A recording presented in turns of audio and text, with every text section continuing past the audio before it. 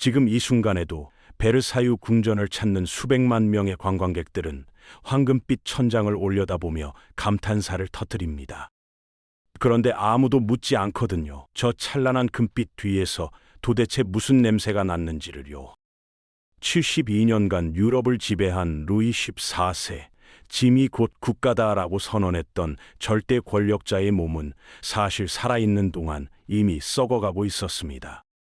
고름이 새는 속옷, 코로 흘러내리는 음식물, 바닥에 떨어져 나간 발가락. 이건 공포 영화 이야기가 아닙니다. 역사 기록에 남아있는 태양왕의 실제 일상이었거든요. 권력으로도 돈으로도 어떤 명령으로도 막을 수 없었던 한 인간의 육체적 붕괴. 지금부터 그 이야기를 시작하겠습니다. 젊은 시절의 루이 14세는 사실 꽤 인상적인 사람이었습니다. 키 180cm의 다부진 체격, 한번 본 서류는 절대 잊지 않는 전설적인 기억력까지 갖췄거든요. 그런데 이 완벽해 보이는 남자에게는 아무도 입 밖에 꺼내지 못하는 치명적인 습관이 있었습니다. 바로 평생 목욕을 하지 않았다는 겁니다. 당시 유럽 귀족들 사이에는 물이 피부를 통해 병을 옮긴다는 믿음이 퍼져 있었거든요. 그래서 루이는 매일 아침 얼굴과 손만 젖은 천으로 닦고 끝이었습니다. 대신 온몸에 향수를 뿌렸죠. 냄새를 씻어내는 게 아니라 그냥 덮어버리는 방식이었습니다. 문제는 위생만이 아니었습니다. 식사 습관이 더 충격적이었거든요. 루이 14세의 한 끼 식사 기록을 보면 수프만 4그릇에 닭 1마리, 양고기 1덩어리, 과일과 디저트까지. 이걸 20분 만에 혼자 전부 해치웠습니다. 당연히 소화기관이 버텨낼 수가 없었겠죠. 루이의 주치의 기록에는 왕이 매일 아침 관장을 받아야 했다고 나와 있습니다. 그것도 한 번이 아니라 하루에 여러 차례였거든요. 그런데 더 황당한 건 주치의들이 이걸 문제라고 생각하지 않았다는 겁니다. 왕의 몸은 보통 인간과 다르다는 맹신이 있었으니까요. 베르사유의 아침은 늘 화려한 의식으로 가득 찼습니다. 수십 명의 귀족들이 왕의 기상을 곁에서 지켜보는 레베 의식이 열렸고 모두가 경건하게 고개를 숙였죠. 하지만 그 화려한 커튼 뒤 왕의 몸속은 조용히 다른 이야기를 시작하고 있었습니다. 1686년 봄, 루이 14세의 나이 47이었습니다. 어느 날 아침 기상의식이 끝난 직후 왕은 주치의를 조용히 불렀습니다. 며칠 전부터 항문 쪽에 묵직한 통증이 느껴진다고 했거든요. 주치의는 대수롭지 않게 진단을 내렸습니다. 치질이라고요. 그런데 문제는 치질이 아니었습니다. 실제 병명은 직장 농양, 즉 항문 안쪽 벽에 고름 주머니가 생긴 겁니다. 몸속 어딘가가 썩기 시작했다는 신호였거든요. 당시 치료법이라는 게 지금 기준으로는 그냥 고문이었습니다. 우선 관장 횟수를 하루 5번으로 늘렸습니다. 매번 악취 나는 대량의 고름이 쏟아져 나왔고 시종들은 표정 하나 바꾸지 않은 채 일을 처리해야 했죠. 그래도 낫지 않자 의사들은 다음 단계로 넘어갔습니다. 뜨겁게 달군 쇠막대였습니다. 항문 안쪽에 직접 집어넣어 농양을 태워버린다는 발상이었거든요. 지금 들어도 등골이 서늘하죠. 마취제는 당연히 없었습니다. 이 시술을 받는 동안 루이는 단 한 번도 비명을 지르지 않았다고 합니다. 왕이 고통에 울부짖는 모습을 신하들에게 보여줄 수는 없었으니까요. 그는 이를 악물고 팔걸이를 쥔 채 시술이 끝날 때까지 버텼습니다. 시술이 끝나면 향수를 뿌리고 가발을 고쳐 쓰고 다시 옥좌에 앉았습니다. 아무 일도 없었다는 듯이요. 하지만 몸은 이미 다음 단계의 붕괴를 향해 조용히 나아가고 있었습니다. 뜨거운 쇠막대로도 고름은 멈추지 않았습니다. 오히려 상황은 더 나빠졌거든요. 농양이 깊어지면서 항문 벽에 작은 구멍이 뚫리기 시작했습니다. 의학 용어로는 치루라고 부릅니다. 한번 뚫리면 저절로 닫히지 않는 구멍이었거든요. 이제 수술밖에 없었습니다. 그런데 집도의로 지목된 사람이 좀 특이했습니다. 이발사 겸 외과 의사인 샤를 펠릭스였거든요. 당시에는 이발사가 수술도 담당하는 경우가 많았습니다. 면도칼을 잘 다루니까요. 펠릭스는 왕의 몸에 칼을 대기 전에 철저히 준비했습니다. 그 준비 방식이 충격적이었는데요. 파리 감옥에서 죄수들을 데려와 똑같은 부위를 반복해서 절개하는 연습을 한 겁니다. 기록에 따르면 무려 75번이었습니다. 75명의 죄수가 왕의 수술 연습 대상이 된 셈이었거든요.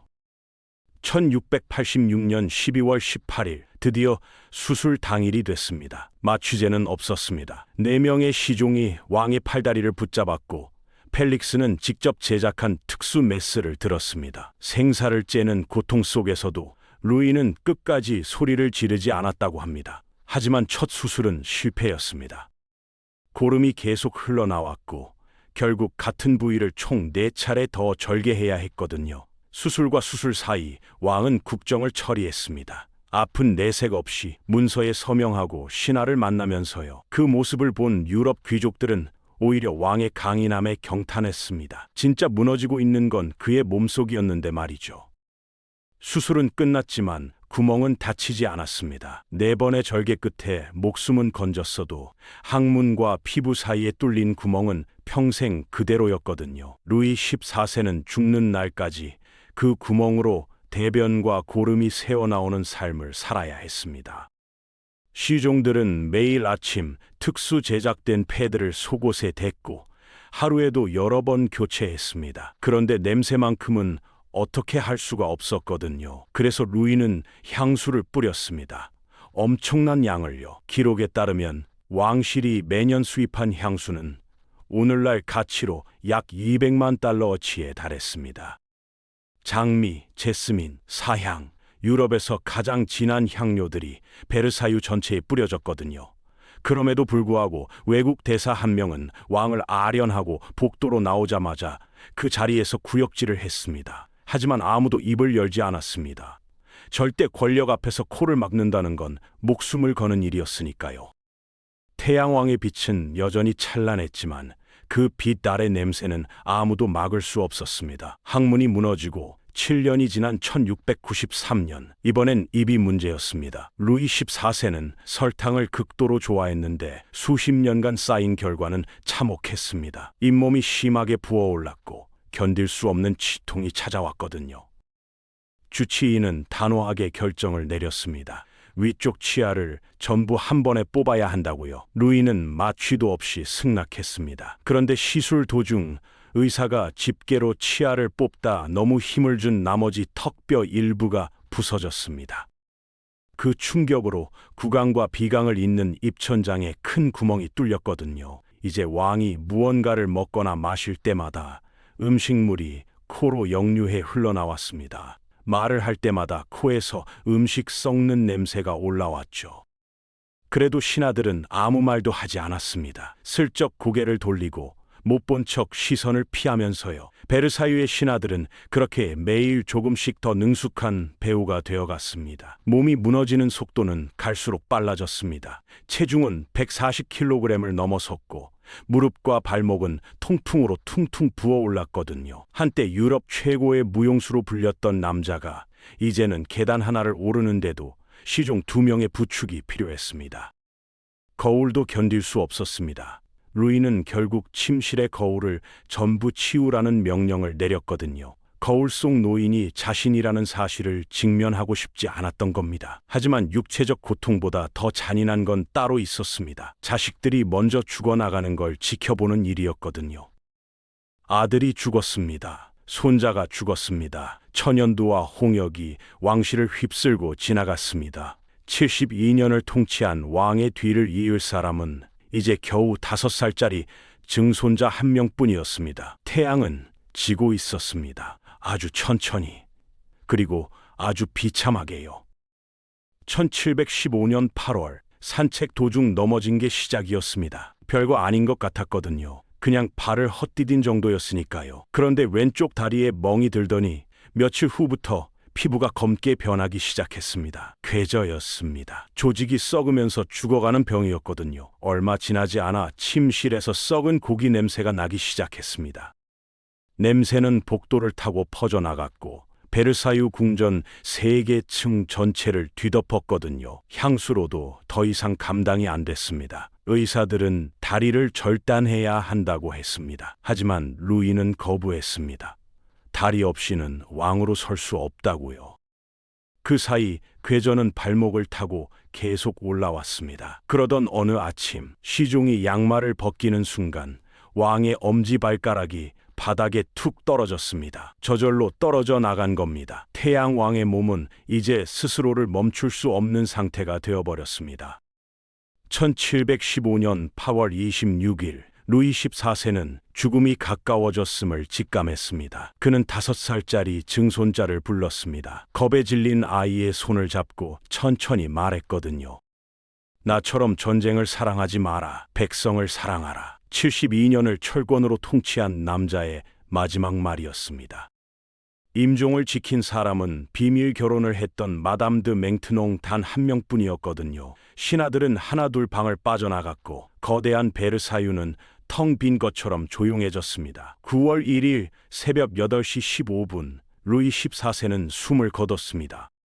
괴저로 인한 부패가 너무 빨라 시신은 순식간에 부풀어 올랐고 나무관에 급히 밀봉해야 했거든요. 장례 행렬이 파리 거리를 지날 때 백성들은 울지 않았습니다. 오히려 환호하며 술판을 벌였거든요. 태양왕의 마지막은 그렇게 축제 같은 환호 속에서 초라초라하게 지나갔습니다. 루이 14세가 숨을 거두자마자 궁정은 움직이기 시작했습니다. 왕이 겪었던 의료 기록을 전부 불태우기 위해서였거든요. 수천 번의 관장 기록, 마취 없는 수술 일지, 고름과 악취에 관한 상세한 묘사들이 재가됐습니다. 이유는 단순했습니다. 왕은 신과 같은 존재여야 했거든요. 썩어가는 몸을 가진 인간의 기록을 남겨두는 건 절대 왕정의 이미지에 치명타였으니까요. 그렇게 역사는 루이 14세를 찬란하게 포장했습니다. 불편한 진실은 제가 되어 사라진 줄 알았거든요. 그런데 2007년 한 외과 의사의 개인 일지가 발견됐습니다. 왕실 의료진 중 한 명이 몰래 써둔 기록이었거든요. 수백 년 만에 세상에 나온 그 일지에는 루이가 겪은 고통이 날짜별로 생생하게 적혀 있었습니다. 공식 역사가 지우려 했던 진실이 한 사람의 양심 덕분에 살아남은 겁니다. 루이 14세가 남긴 것은 화려한 베르사유만이 아니었습니다. 막대한 빚과 극심한 불평등도 함께 남겼거든요. 그 분노는 74년 동안 조용히 쌓이다 1789년 마침내 폭발했습니다. 프랑스 혁명이었거든요. 루이 14세의 증손자인 루이 16세는 단두대에서 목이 잘렸고 분노한 혁명군은 왕들의 묘역인 생드니 대성당으로 향했습니다.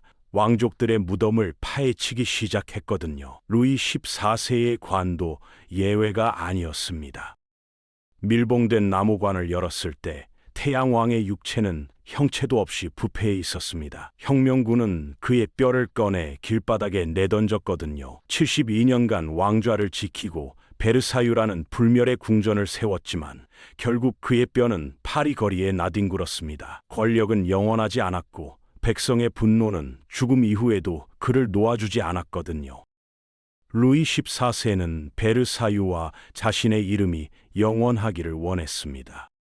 하지만 그가 진짜 원했던 것, 고통 없는 몸과 썩지 않는 육체는 끝내 가질 수 없었거든요. 권력으로 살을 도려낼 수는 있었지만 썩어가는 몸을 막을 수는 없었습니다. 그는 모든 것을 가졌지만 단 하나를 갖지 못했습니다. 자신의 죽음 앞에서 아무런 명령도 내릴 수 없다는 것. 그게 태양왕이 마지막에 배운 진실이었거든요. 베르사유의 금빛 천장은 지금도 찬란합니다. 하지만 그 아래에서 고름을 흘리고 냄새를 견디고 혼자 늙어갔던 한 인간의 이야기를 함께 기억할 때 역사는 비로소 완전해집니다. 화려함 뒤에 진실을 보는 것, 그게 우리가 역사를 들여다보는 진짜 이유 아닐까요?